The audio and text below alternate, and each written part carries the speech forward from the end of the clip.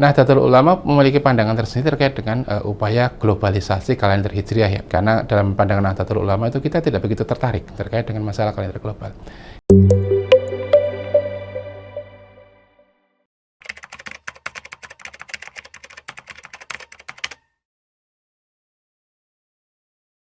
Nah, itu pertanyaan sederhana tapi jawabannya itu agak panjang ya. Kalau kita kaji secara lebih lanjut, awal puasa Ramadan itu kan kalau berdasarkan pada pedomannya Nahdlatul Ulama kan ditetapkan atas Ru'yatul Hilal. Dan keputusan Muktamar Lampung tahun 2021 lalu itu salah satu dasar untuk penerimaan Ru'yatul Hilal adalah terkait dengan kriteria imkan ru'yah, dan itu sudah ditetapkan oleh Nahdlatul Ulama. Kriteria imkan ru'yah yang kita gunakan pada saat ini, yang disebut sebagai kriteria imkan ru'yah Nahdlatul Ulama, itu memiliki parameter tinggi hilal minimal 3 derajat dan elongasi hilal atau jarak lengkung hilal itu minimal 6,4 derajat dan menyentuh wilayah Indonesia dimanapun. Dalam kasus awal Ramadan ini terjadi hal yang unik yang belum pernah terjadi, yaitu bahwa imkan ru'yah dengan parameter tersebut itu hanya menyentuh di wilayah Provinsi Aceh, tidak dengan wilayah lain di seluruh Indonesia. Jadi dari 38 provinsi itu hanya satu provinsi yang tersentuh oleh wilayah imkan ru'yah tersebut. Nah, ini dari segi parameter atau perhitungan atau metode ilmu falak. Sementara dari segi penentuan itu kan kita di Nahdlatul Ulama berpedoman bahwa Ru'yatul Hilal adalah penentunya. Ru'yat akan menghasilkan data dan itu nanti menjadi dasar bagi isbat di Kementerian Agama Republik Indonesia, dan isbat itu kemudian akan menjadi dasar bagi ikhbarnya Nahdlatul Ulama. Meskipun kita juga harus melihat rambu-rambu di Muktamar 1984 bahwa isbat Kementerian Agama jika tidak didasarkan atas Ru'yatul Hilal itu tidak menjadi hal yang wajib untuk diikuti. Jadi diksinya adalah wajib, bukan boleh atau tidak boleh, tapi adalah tidak wajib untuk diikuti. Nah, ini kemudian menjadi menarik karena ketika di Aceh itu sudah terjadi imkan ru'yah, kemudian untuk pelaksanaan Ru'yatul Hilal itu yang bisa diterima hasilnya kan hanya yang berasal dari daerah Aceh dan sekitarnya. Ketika kemudian Ru'yah Hilal dilaksanakan di sana dan nanti kemudian misalnya tidak terlihat, maka Nahdlatul Ulama itu tidak punya opsi kecuali kemudian melaksanakan istikmal, karena posisi hilal itu belum mencapai derajat tertentu atau kuantitas tertentu yang mengharuskan diberlakukannya diktum dari keputusan Muktamar Lampung 2021. Sehingga apakah awal Ramadan itu bisa berbeda? Iya, bisa berbeda. Kalau ru'yahnya berhasil di Aceh, itu kita akan mulai berpuasa Ramadan pada Sabtu, 1 Maret 2024 Miladiah, mulai malam Sabtu. Sementara kalau ru'yatnya tidak berhasil, itu kita akan mengalami istikmal, yaitu sehingga Ramadan akan bertepatan dengan Ahad 2 Maret yang dimulai pada malam Ahad.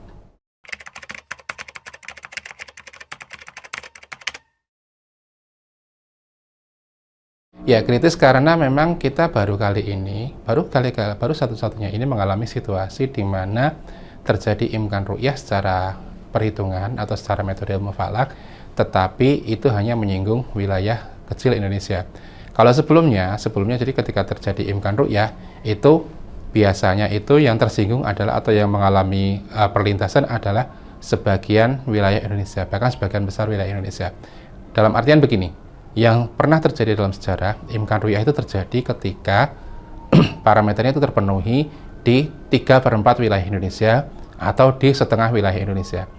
Belum pernah dalam kasus seperti ini. Kalau sekarang ini kan tidak sampai 5% dari wilayah Indonesia yang tersentuh oleh imkan ru'yah. Nah, ini yang kemudian menjadi problematika tersendiri karena kita tahu bahwa terkait dengan Ru'yatul Hilal itu sangat dikontrol atau dipengaruhi oleh cuaca. Dan cuaca di bulan Februari ini bukan cuaca yang dalam tanda kutip itu ideal dalam pelaksanaan Ru'yatul Hilal, karena kita tahu bulan Februari itu masih merupakan musim hujan, peluang tertutupnya langit oleh awan itu tinggi, dan kita juga sedang mengalami situasi di mana atmosfer Indonesia itu mengalami gangguan cuaca akibat terbentuknya badai-badai tropis di sekeliling Indonesia, sehingga kita mengalami langit yang lebih tertutupi oleh awan. Dan ini yang menjadi tantangan tersendiri, menjadi kritisnya di sana, karena dari sisi angka itu juga kritis.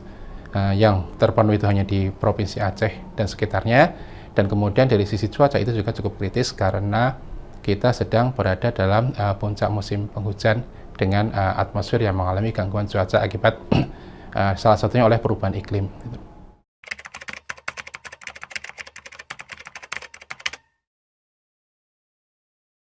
Nahdlatul Ulama berpedoman ketika ru'yat hilal itu tidak berhasil, maka pilihannya 2. Dan itu sudah dikontrol atau dinyatakan dalam Muktamar Lampung 2021 yang lalu. Pilihannya adalah yang pertama, kalau parameter atau posisi hilal itu diperhitungkan masih rendah, artinya masih berada di zona imkan ru'yah, maka kemudian pilihannya adalah kita melakukan istikmal. Jadi dalam kaitannya dengan posisi hilal di ufuk barat, kita mengacu pada apa yang pernah dinyatakan oleh Imam Ibnu Hajar Al-Haytami dalam Tuhfatul Muhtaj, bahwa ada 3 kedudukan hilal di langit barat. Yang pertama adalah di zona istihalah ru'yah atau zona mustahil ru'yah, kemudian ada disebut sebagai zona imkan ru'yah, dan kemudian ada juga disebut sebagai zona qat'i ru'yah. Zona istihalah ru'yah adalah zona ketika hilal itu diperhitungkan berada di atas ufuk setelah matahari terbenam, tetapi tidak mungkin terru'yat karena cahayanya lebih kecil dibandingkan dengan, atau lebih lemah dibandingkan dengan cahaya syafaq atau langit senja yang kemerah-merahan. Dan ini terjadi ketika posisi hilal itu berada di bawah imkan ru'yah. Sementara ketika posisi hilal ada di atas imkan ru'yah tetapi di bawah batas qat'i ru'yah atau batas nafiul ikmal, kalau kita mengacu ke keputusan Lampung, itu cahaya hilal itu secara perhitungan itu sudah lebih terang dibandingkan dengan cahaya syafaq. Tetapi persoalannya adalah itu terjadi ketika langit terang atau langit cerah sepenuhnya, langit ideal cerah sepenuhnya, bukan dalam kondisi ketika langit mendung ataupun hujan akibat gangguan cuaca. Sementara yang zona terakhir atau zona yang ketiga itu disebut zona qat'i ru'yah adalah ketika hilal itu sudah kedudukannya demikian tinggi sehingga secara praktik itu sudah pasti akan terlihat ketika tidak terjadi gangguan cuaca. Ketika sudah pasti akan terlihat, ini kemudian Muktamar Lampung mengatur bahwa itu merupakan wilayahnya nafiul ikmal. Artinya ketika dalam kondisi tersebut hilalnya tidak terlihat, itu kita akan mengabaikan istikmal dan memulai awal bulan Hijriah pada keesokan pagi atau mulai malam hari ini. Permasalahannya pada awal Ramadan ini, zona hilal yang ditempati di Aceh itu baru pada zona imkan ru'yah, sehingga pilihannya 2. Ketika hilalnya teramati, maka kemudian hari Sabtu 1 Maret itu masuk 1 Ramadan. Tetapi ketika hilalnya tidak teramati, maka kemudian berlaku istikmal Sya'ban dan 1 Ramadannya akan bertepatan dengan hari Ahad 2 Maret 2025.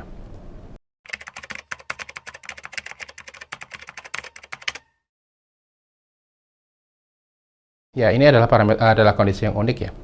Karena pada awal Ramadan kita mengalami situasi di mana mungkin ada perbedaan, tetapi pada akhir Ramadan atau awal Syawal kita akan mengalami situasi di mana tidak ada perbedaan dalam tanda kutip ya. Karena kita harus mengacu perbedaan atau tidak adanya perbedaan itu pada ormas-ormas Islam yang besar. Dalam hal ini adalah Nahdlatul Ulama dan kemudian beberapa ormas Islam yang lain. Nah, khusus untuk awal Syawal, ini terjadi situasi yang sangat unik, tapi berkebalikan dengan awal Ramadan. Dalam awal Syawal, kita akan menjumpai apabila 1 Ramadan adalah 1 Maret, maka pada tanggal 29 Maret, bertepatan dengan 29 Ramadan, itu hilalnya di bawah ufuk dan istimanya belum terjadi. Sehingga secara prinsip itu tidak akan bisa terru'yat. Dan kemudian secara prinsip juga nanti akan diistikmalkan, sehingga Idul Fitrinya akan bertepatan dengan 31 Maret 2025 Miladiyah, bertepatan dengan hari Senin. Sementara apabila 1 Ramadan ditetapkan pada tanggal 2 Maret, itu kita akan mendapati bahwa pada tanggal 30 Maret, itu posisi hilalnya sudah sedemikian tinggi dan sudah memasuki zona qat'i ru'yah. Jadi ru'yah tetap akan diselenggarakan sesuai prosedur, tetapi jika hasilnya tidak ada, karena gangguan cuaca di seluruh Indonesia misalnya, maka malam itu sudah ditetapkan akan masuk Idul Fitri. Karena apabila Ramadan digenapkan menjadi 30 hari berdasarkan pada ketentuan bahwa 1 Ramadan adalah 2 Maret, itu kita akan mengalami situasi di mana Syawal itu akan berpotensi menjadi tinggal 28 hari, dan itu tidak diperkenankan dalam aturan kalender Hijriah.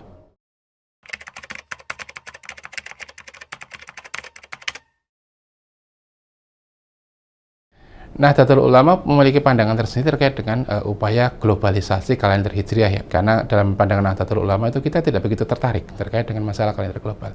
Kenapa demikian? Karena kita melihat bahwa ini menimbulkan banyak implikasi yang itu harus dijawab terlebih dahulu sebelum kita bisa menyatakan apa kalender itu bisa diberlakukan atau tidak. Ambil contoh misalnya begini. Dalam konsep kalender global yang ada pada saat ini, Indonesia itu ditempatkan di wilayah timur. Sementara negara-negara seperti Amerika Serikat itu ditempatkan di wilayah barat. Nah, apabila di wilayah barat itu sudah terjadi imkan ru'yah dan ada laporan keterlihatan hilal di sana, maka kita di wilayah timur itu berada dalam kondisi di mana hilalnya mungkin sudah di bawah ufuk ketika matahari terbenam. Sudah di bawah ufuk, dan secara fikih itu belum memenuhi syarat untuk memasuki awal bulan Hijriah yang baru, tetapi kemudian sudah dipaksa untuk memasuki Idul Fitri ataupun memasuki Ramadan.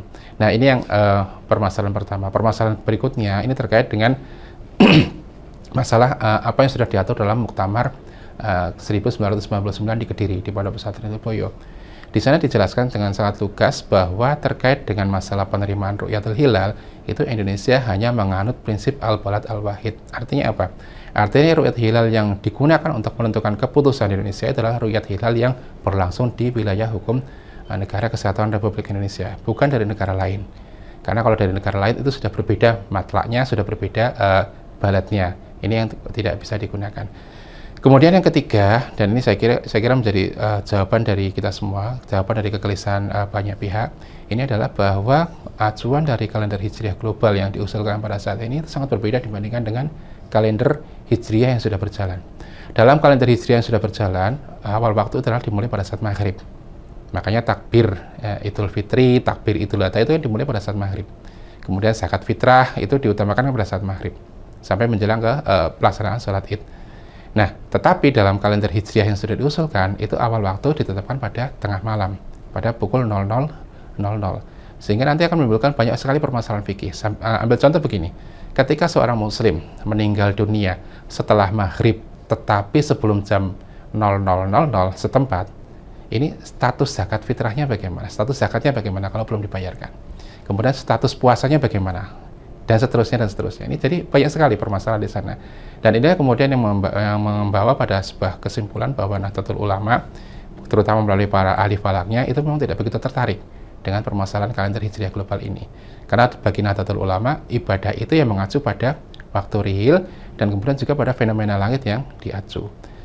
Dalam contoh sederhana begini, ketika kita hendak menunaikan salat maghrib, maka kita melihat pada apakah kondisi setempat mataharinya sudah ghurup atau terbenam atau belum. Ketika kita sudah mengalami matahari terbenam, maka itu sudah masuk waktu sholat maghrib, sudah masuk waktu untuk berbuka puasa.